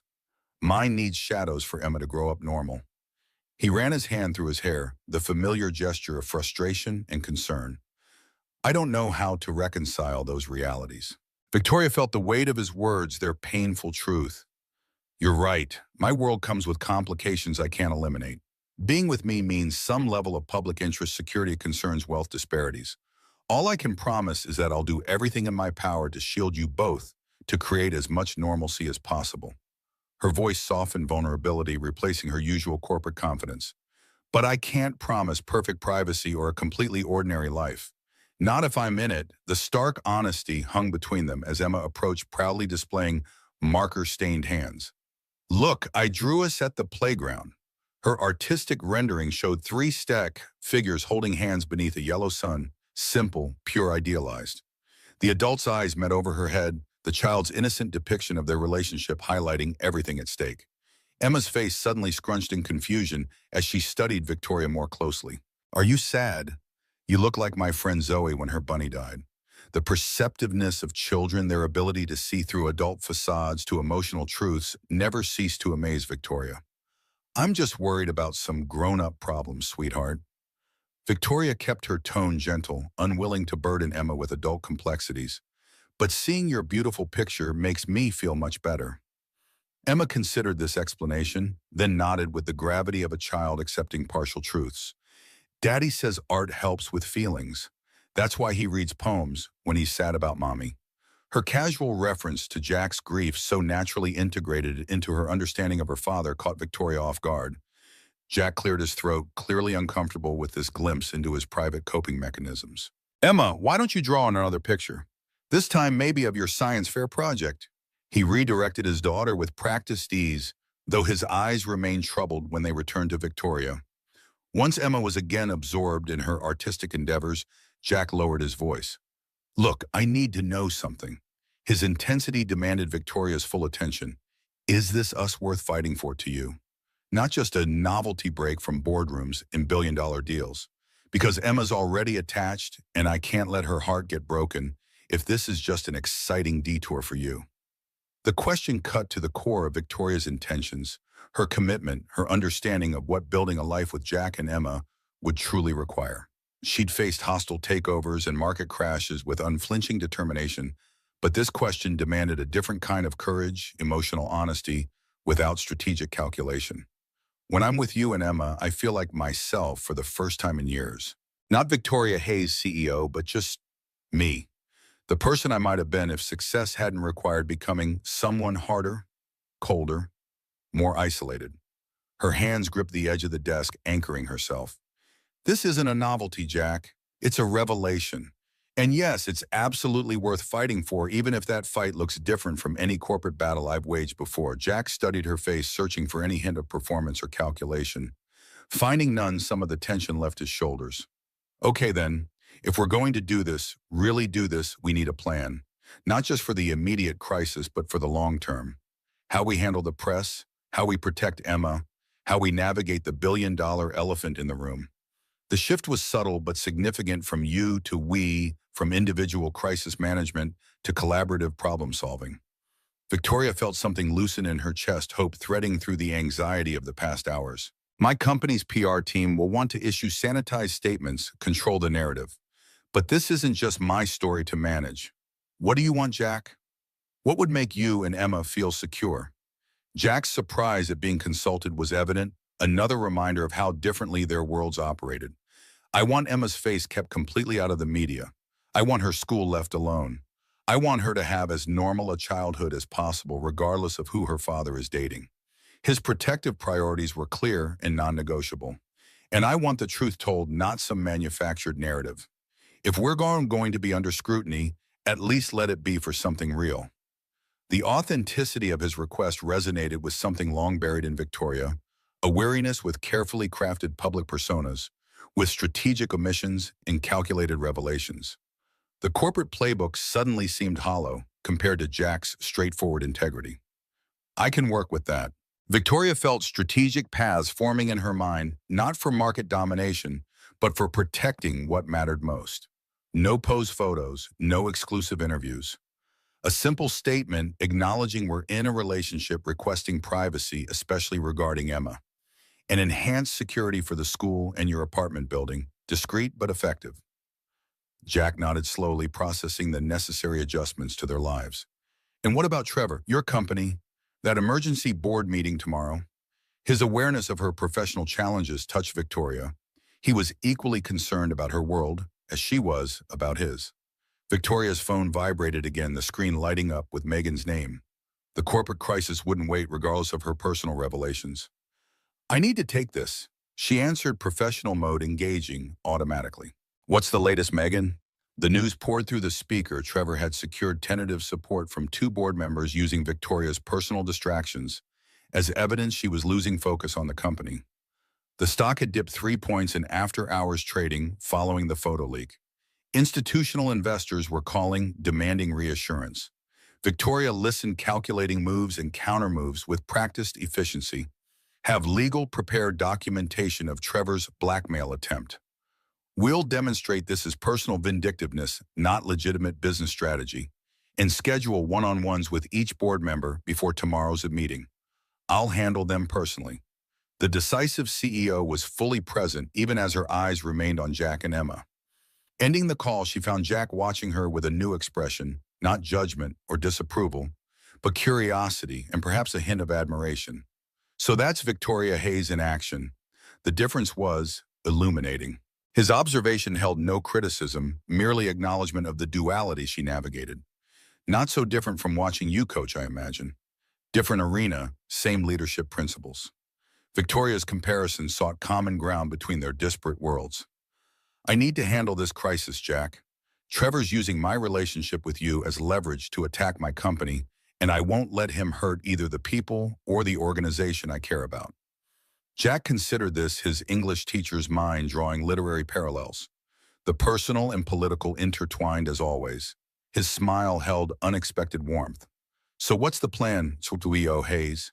His use of her title carried no mockery, only acceptance of this essential aspect of her identity. Victoria felt something shift between them, a new understanding, a bridge forming between their worlds rather than a wall. I need to go to the office, prepare for tomorrow's board meeting. The timing couldn't be worse, but she hesitated, unused to having personal commitments influence professional decisions. Go. Jack's permission came without hesitation. Emma and I will head home, lie low for the weekend. His practical acceptance of her responsibilities touched Victoria deeply. Just keep us in the loop, no more disappearing acts. The reasonable request highlighted her previous failing. I promise. Regular updates no matter how busy things get. And once this immediate crisis is contained, we'll figure out a more sustainable balance. The commitment felt momentous, a declaration of intent to integrate her worlds rather than compartmentalize them. As Victoria prepared to leave, Emma abandoned her drawings and ran to her arms outstretched for a hug. Are you coming to our house later for movies? The hopeful question carried the weight of a child testing relationship reliability after previous disappointment. Victoria knelt to Emma's level honesty, trumping easy promises. Not tonight, sweetheart. I have some important work to finish. But I'll call before bedtime and maybe we can do something special tomorrow afternoon once my meeting is done. The balanced response, neither abandoning responsibilities nor dismissing Emma's desires, felt like growth, a new skill developing in real time. Emma's small face grew serious processing this information with surprising maturity. Is it because of the bad man Daddy told me about? The one who's trying to take your company? Her interpretation of Jack's simplified explanation demonstrated both her intelligence and the inevitable filtering of adult complexities through a child's understanding. Victoria glanced at Jack, uncertain how to respond to this unexpected awareness. Jack nodded, slightly encouraging honesty at an appropriate level. Yes, Emma, someone is trying to take something important from me, and I need to stop him. Just like if someone had tried to take your science fair ribbon, you'd stand up for yourself, right? Emma nodded vigorously, moral certainty blazing in her eyes. You should tell him that's not nice, and he needs to stop being mean. The straightforward childhood justice system drew a genuine laugh from both adults. Momentary relief in the tension. I'll definitely tell him that. Victoria hugged Emma tightly, then stood to face Jack. Their eyes held a silent conversation, concern, resolve, connection, despite the challenges ahead. Jack stepped forward, and in a move that surprised Victoria, pulled her into a quick embrace. Go save your company. We'll be here when you're done. His support offered, despite his own reservations about her world, filled Victoria with determination, unlike any corporate motivation she'd previously experienced. This wasn't about market share or stock prices. This was about protecting the possibility of a future with these two people who had inexplicably become essential to her happiness. The night before the emergency board meeting passed in a strategic blur. Victoria worked through the night at Hayes Tower, her executive team rallying around her with loyalty that Trevor had clearly underestimated. By dawn, she had spoken personally with every board member, presenting evidence of Trevor's blackmail attempt and outlining a clear vision for the company's future that made his opportunistic offer appear shallow and vindictive. True to her promise, she texted Jack regular updates, brief but specific messages acknowledging both her progress and her thoughts of him and Emma. Each response from him, supportive despite the late hours, strengthened her resolve to find a sustainable balance between her worlds. The emergency board meeting Sunday morning became the battlefield Victoria had prepared for. Trevor's smug confidence faded as he realized the support he thought he'd secured had evaporated overnight. Victoria stood at the head of the conference table, her expression carved from marble, as she addressed the assembled directors. Matthews Energy's offer isn't about shareholder value or technological synergy. It's about personal vendetta. Trevor Matthews attempted to blackmail me using photos of my private life, threatening to expose my relationship unless I conceded market territory. Her calm recitation of facts stripped Trevor's actions of business legitimacy, reducing them to petty revenge. Victoria activated the boardroom screen displaying time-stamped records of his communications. The evidence speaks for itself. Trevor Matthews didn't approach this board with a legitimate business proposal. He attempted to leverage personal information for corporate gain, a tactic that violates not only ethical standards, but potentially several laws regarding corporate espionage and blackmail. The board members' expressions shifted from concern to disapproval, not of Victoria's relationship, but of Trevor's tactics. The chairman cleared his throat, addressing Trevor directly. Mr. Matthews, I believe we've heard enough. Your offer is unanimously rejected. I suggest you leave before we consider legal action regarding these documented blackmail attempts. As security escorted him from the building, Trevor turned back with one final barb. This isn't over, Vicky. You can't have everything, the company and your little makeshift family. Something will break eventually. Victoria met his gaze without flinching. You never understood me, Trevor. Not then, not now. I don't want everything, I want what matters. and I'll protect it with every resource at my disposal. The distinction felt profound, a crystallization of values that had been evolving since that first dinner with Jack and Emma. After the board meeting concluded with unanimous support for Victoria's leadership, she left the tower feeling physically exhausted but mentally clear. The crisis had been averted, but the larger challenge remained how to truly integrate her worlds to be both Victoria Hayes' tech visionary and Tori, the woman Jack and Emma had come to care for. When Victoria arrived at Jack's apartment that afternoon, she found Emma waiting by the window, face pressed against the glass, watching for her arrival. The sight of such eager anticipation, someone simply happy to see her, not for what she could provide, but just for her presence, filled Victoria with unfamiliar warmth. Emma flung open the door before Victoria could knock. "You won. Did you tell the bad man to stop being mean?" Her childish understanding of corporate warfare made Victoria smile despite her exhaustion. "I did exactly that. And guess what? It worked." Victoria followed Emma into the apartment where Jack was preparing lunch in the small kitchen. The domesticity of the scene Sunday afternoon cooking the apartment, filled with Emma's artwork and books, struck Victoria as infinitely more appealing than her own immaculate mansion. Jack looked up from chopping vegetables, his expression warm, but still carrying traces of caution. "Congratulations, CEO. The board stood with you." His questions sought confirmation of what he already knew from her texts, but also probed for her emotional state after the confrontation. Unanimously, Victoria accepted the glass of water he offered their fingers, brushing in a moment of connection. Trevor underestimated how transparent his motives were, and how loyal my team is. She settled at the kitchen counter, watching Jack's confident movements around the small space. But this isn't the end. Trevor won't give up easily, and there will be other challenges. "Being with me comes with complications." Jack continued preparing the lunch, his hands steady and sure. "Life comes with complications, Victoria." His use of her full name rather than Tori felt significant, an acceptance of her complete identity, not just the parts he'd first been shown. The question isn't whether there will be challenges, but whether they're worth facing together. The simple wisdom of his statement struck Victoria deeply. In her world of strategic planning and risk assessment, relationships had always been evaluated through cost-benefit analysis. Jack offered a different metric, not whether the difficulties could be eliminated, but whether the connection was valuable enough to make them worthwhile. "I think they are. Worth facing together." Victoria's response came without calculation, a truth she felt rather than strategized. "But we need a better approach than crisis management, something sustainable for all three of us." Jack nodded, setting plates on the small dining table where Emma was already seated, swinging her legs impatiently. "I've been thinking about that too." He gestured for Victoria to join them the family meal, a stark contrast to her usual solitary dinners. "We need boundary, structure, communication. Like any family, figuring things out." The casual use of family to include her sent a wave of emotion through Victoria. She'd built an empire, but never expected to be part of something as simple and profound as this: shared meals, everyday concerns, belonging. Over the coming weeks, they developed systems for navigating their complex relationship. Victoria restructured her executive team, delegating operational decisions that had previously consumed her attention.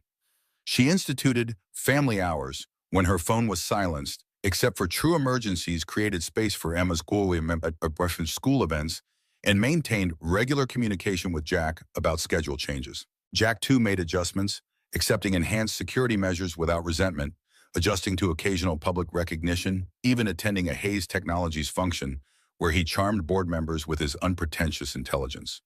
The wealth disparity remained a sensitive issue, but open communication prevented these moments from festering into resentment. 3 months after Trevor's failed takeover attempt, Victoria proposed a more radical change. She invited Jack and Emma to her office on a Saturday morning, the first time they had visited her professional domain.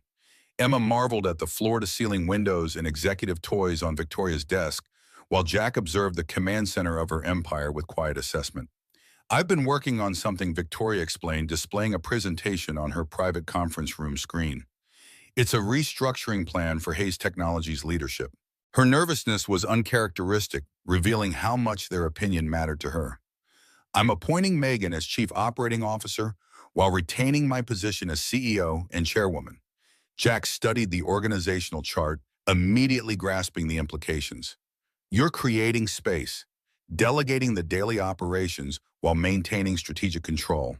His understanding of her intention without her having to explain it explicitly demonstrated how well he'd come to know her.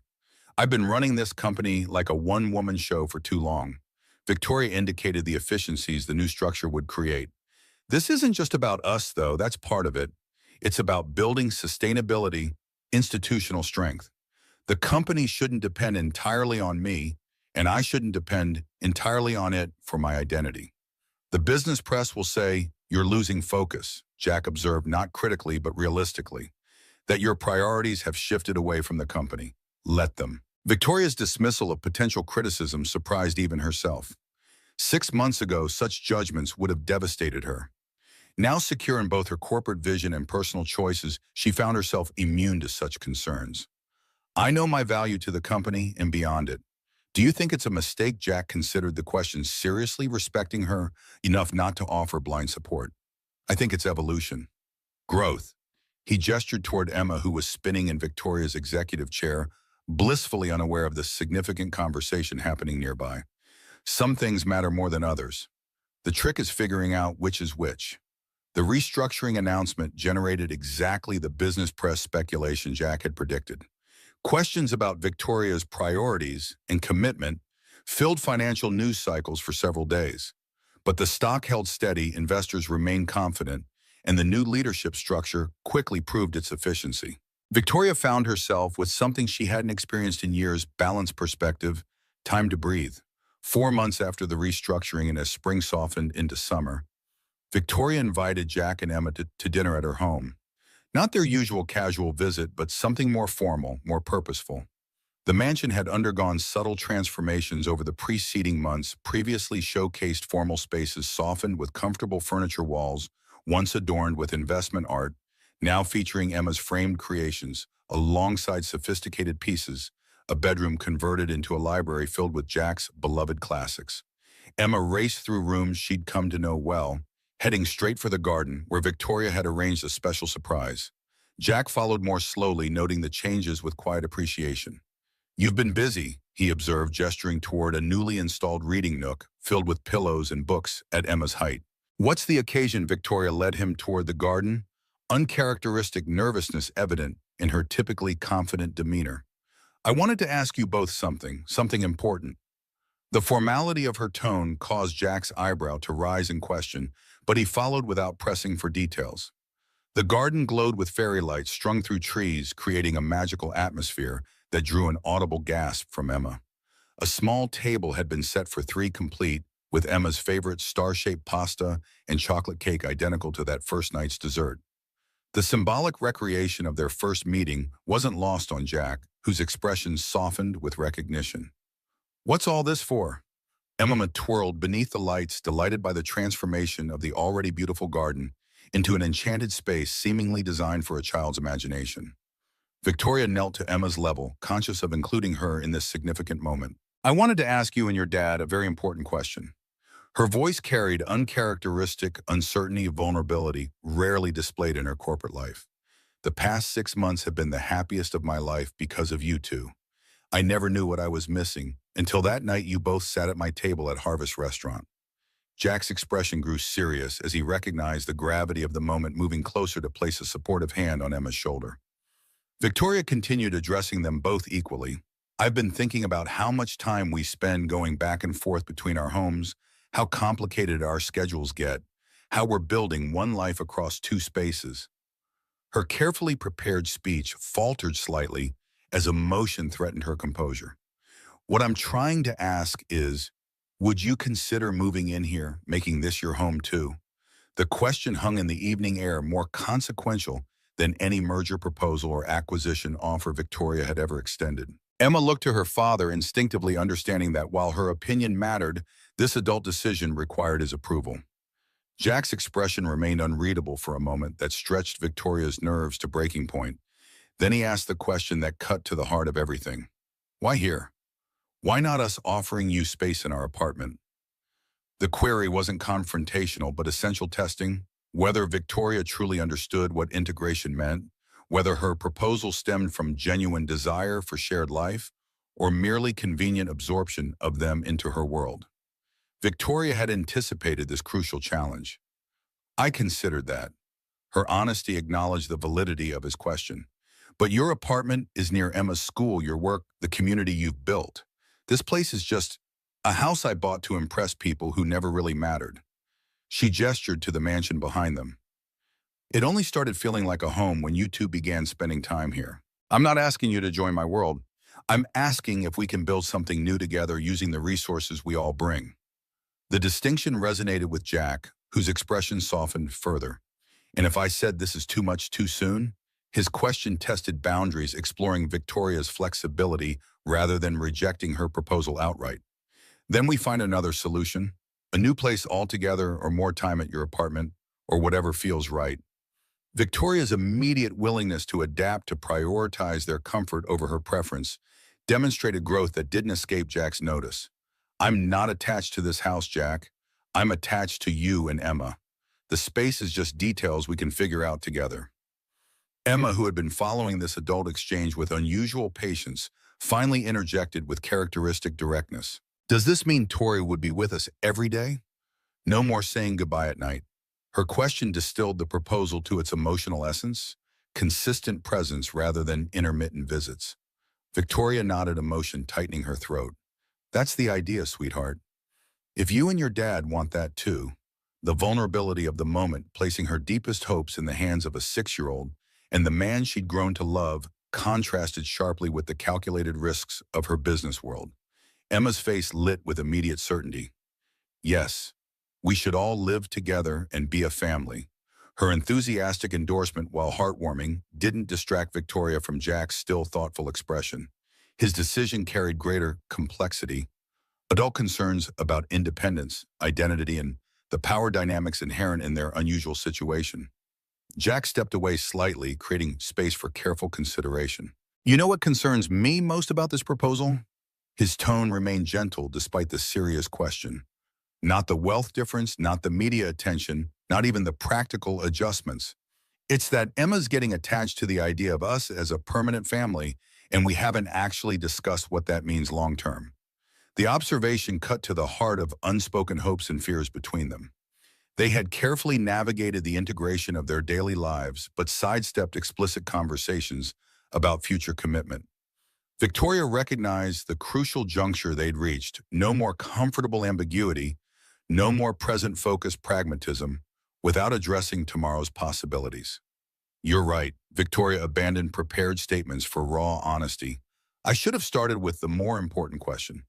She moved closer, taking both his hands in hers. Jack Miller, I love you. Not just because you've shown me a life beyond corporate success, but because you're the most authentic, principled, caring man I've ever known. I love your dedication to your students, your patience with Emma, your unwillingness to be impressed by anything except genuine character. Jack's expression softened further, but Victoria continued, needing to express everything this moment demanded. I love Emma as if she were my own. I know I can never replace her mother, and I would never try.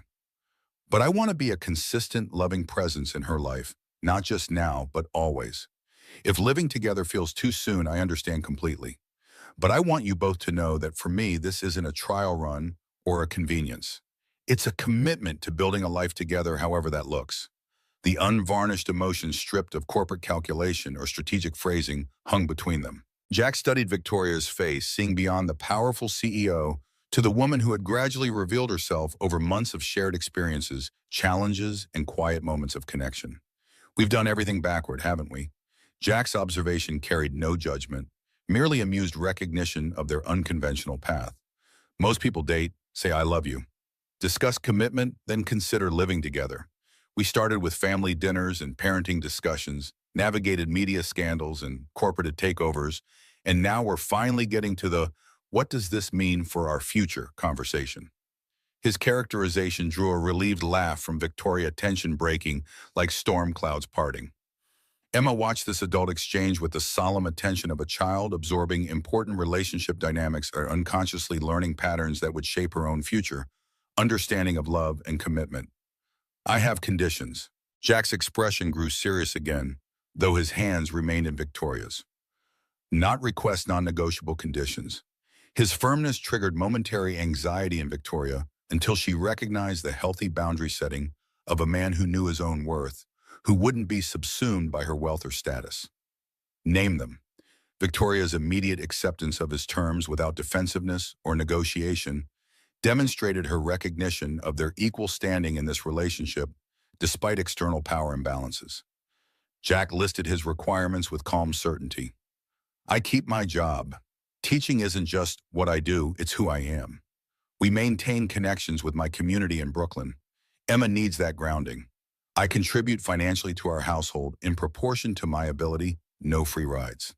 His conditions focused on maintaining his identity and dignity, reasonable boundaries that Victoria had anticipated and respected. Then came the unexpected fourth condition delivered with gentle intensity. And I need to know that you're all in, Victoria, not just for now, not just until the novelty wears off or work reclaims your focus. Emma and I come as a package deal for life, no exit strategies or golden parachutes if things get complicated. The corporate metaphors weren't accidental, directly addressing the business mindset Victoria had cultivated for years. He was asking for commitment without hedging investment, without diversification concepts that ran counter to sound business strategy but defined meaningful personal relationships. Victoria answered without hesitation, certainty, replacing earlier nervousness. All in. No exit strategies, no divided attention, no prioritizing corporate success over family needs. I've spent my life building something impressive, but ultimately empty without people to share it with. You and Emma aren't accessories to my success story. You're the point of it all, the reason any of it matters. The declaration settled between them, reshaping their understanding of past and future. Jack's expression transformed caution, giving way to certainty. Then yes, to moving in together, to building this life you're describing, to all of it. His acceptance encompassed Victoria's proposal and expanded beyond it, embracing the fuller commitment she'd articulated. Emma, watching with increasing impatience, finally burst in with practical concerns. Can I bring all my stuffed animals, and will I have my own room? Her priorities drew affectionate laughter from both adults, grounding their emotional moment in the practical realities of family life. The transition happened gradually over the following weeks. Jack and Emma didn't simply move into Victoria's mansion. They transformed it together into a true family home. Emma's room became a creative project they tackled as a trio: purple walls, as she'd insisted, star-shaped lighting fixtures and bookshelves filled with their growing collection of science and adventure stories. Jack converted one of the mansion's formal sitting rooms into a comfortable study where he could grade papers and prepare lessons, maintaining his professional identity even as his personal life evolved. Victoria found herself changed by their presence in ways she hadn't anticipated. She learned to loosen her perfectionism, to find joy in Emma's creative chaos, to value Jack's practical wisdom above corporate accolades. She still led Hayes Technologies with vision and authority, but no longer defined herself exclusively through that role. 1 year after their chance meeting at Harvest Table, Victoria arranged a special anniversary dinner in their garden. The fairy lights remained permanently installed among the trees, casting a warm glow over the table set with the same menu from that first night, including star-shaped pasta for Emma and chocolate cake with a candle. Emma insisted on recreating the original encounter with theatrical precision. I'll be the little girl who needs cake, and Daddy, you be the daddy who promised chocolate. Her direction demonstrated how thoroughly the story of their meeting had become family mythology, a creation narrative treasured and retold. Jack played along, adopting a pleading tone toward an imaginary hostess. Please, just a quick dessert at the bar. It's her birthday, and I promised her the chocolate cake here. His recreation of that pivotal moment drew appreciative laughter from Victoria, who recognized how profoundly that simple act of kindness had altered all their lives. As they enjoyed their meal together, Victoria reached for the small velvet box she'd been carrying for days. She'd considered elaborate proposals, rooftop restaurants, private concerts, exotic vacations, but ultimately recognized that this setting, their home and garden, held the most meaning. Before I forget, I have something for both of you. Victoria passed Emma a small gift-wrapped package. The child tore into it eagerly, revealing a delicate silver bracelet with 3 interlinked charms, a book, a microscope, and a heart. It's us, Emma exclaimed, immediately recognizing the symbols. The book for Daddy, the science thing for me, and the heart for all of us. Her intuitive understanding of the symbolism touched Victoria deeply. That's exactly right. Victoria helped Emma fasten the bracelet around her small wrist. And there's something else. Something I want to ask your dad, but I wanted to ask for your permission first. Would that be okay? Emma nodded solemnly, instinctively understanding the importance of the moment. Jack watched with curious confusion as Victoria retrieved the velvet box from her pocket and knelt beside his chair. Jack Miller, 1 year ago, you sat at my table as a stranger and changed my life completely. You showed me what it means to live with integrity, to love without calculation, to build something meaningful beyond corporate success. She opened the box, revealing a simple platinum band. I want to continue this journey not as CEO and teacher, not as billionaire and single dad, but as partners equals family. Will you marry me? The proposal, unconventional, like everything in their relationship, hung in the garden air. Jack's expression shifted from surprise to something deeper, more profound. Victoria Hayes, tech billionaire, proposing on one knee to a high school teacher, it defied every conventional narrative, yet felt absolutely right. Emma could barely contain herself, bouncing on her toes beside them. Say yes, Daddy, say yes. Her investment in the outcome was total, her face alight with hope. Jack reached out, taking Victoria's hand and pulling her to her feet. I never expected any of this. His voice held wonder rather than doubt. A year ago, I just wanted chocolate cake for my daughter. Now I'm being proposed to by the most remarkable woman I've ever known. His eyes held hers, serious despite his smile. Are you sure, really sure, this isn't just the next logical step in your 5-year plan? Victoria laughed, recognizing his teasing reference to her strategic planning tendencies. No 5-year plan could have predicted you, Jack Miller. You're the variable that changed all my calculations, the factor I never accounted for. And I've never been more certain of anything in my life. She squeezed his hands. So, what's your answer? Jack glanced at Emma, whose anticipation had reached nearly unbearable levels, then back to Victoria. Yes, of course yes. To all of it, marriage, family, our future together. The simplicity of his acceptance matched the directness of her proposal, no qualifications or conditions necessary. Emma erupted in celebration, dancing around the garden as Victoria slipped the ring onto Jack's finger. He pulled her into an embrace, whispering against her hair, "You know this breaks every rule of conventional romance. Aren't I supposed to be the one proposing with a diamond ring?" Victoria smiled against his shoulder. "When have we ever done anything the conventional way? Besides, I thought you appreciated someone who challenges traditional gender roles." Her teasing reference to one of their early literary discussions drew a laugh from him. True enough, Jack examined the platinum band, its subtle engraving catching the fairy lights. "What does it say?" He squinted at the inscription. "Worth fighting for." Victoria watched as recognition dawned in his eyes, the phrase from their conversation in his classroom months ago, when he'd asked if their relationship was worth fighting for to her. "I meant it then, and I mean it even more now." Emma interrupted their moment, tugging at both their hands. "Does this mean Tori will be my mom now?" The question, innocent yet profound, created a momentary pause. Victoria knelt to Emma's level, choosing her words carefully. "It means I'll be your stepmother, which is a very special job. I won't replace your birth mother. She'll always be part of you. But I promise to love you, care for you, and be there for you always. Is that okay with you?" Emma considered this with surprising thoughtfulness. "Can I still call you Tori?" Her practical question cut through potential emotional complexity with childlike directness. "You can call me whatever feels right to you, sweetheart." Victoria brushed Emma's hair from her forehead. "Names aren't as important as what we mean to each other." Emma nodded, decision made. "I'll call you Tori, but you'll be my bonus mom. I heard Zoe call her stepmom that, and I like it better." The term bonus mom brought unexpected tears to Victoria's eyes, the simple acceptance more moving than any corporate achievement. That night, after Emma had gone to bed, Jack and Victoria stood in their garden, his arm around her waist as they looked up at the stars visible despite the city lights. "A year ago, I was Victoria Hayes, CEO, period. Nothing else defined me." She leaned into his embrace. "Now I'm so many things, partner, almost wife, bonus mom. And somehow I'm more myself than I've ever been." Jack pressed a kiss to her temple. That's how you know it's right. When adding new identities doesn't diminish you, but expands you, makes you more fully who you were meant to be. His teacher's wisdom, so different from corporate strategy, yet profoundly true, was one of countless reasons she'd fallen in love with him.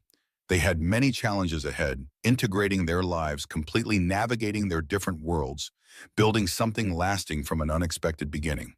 But standing there in their garden, Victoria felt a certainty beyond anything in her business experience.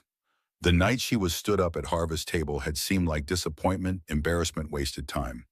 Instead, it had become the beginning of everything that mattered, proof that sometimes the most significant turning points arrive, disguised as setbacks, and the most valuable connections form when carefully laid plans fall apart. The chocolate cake.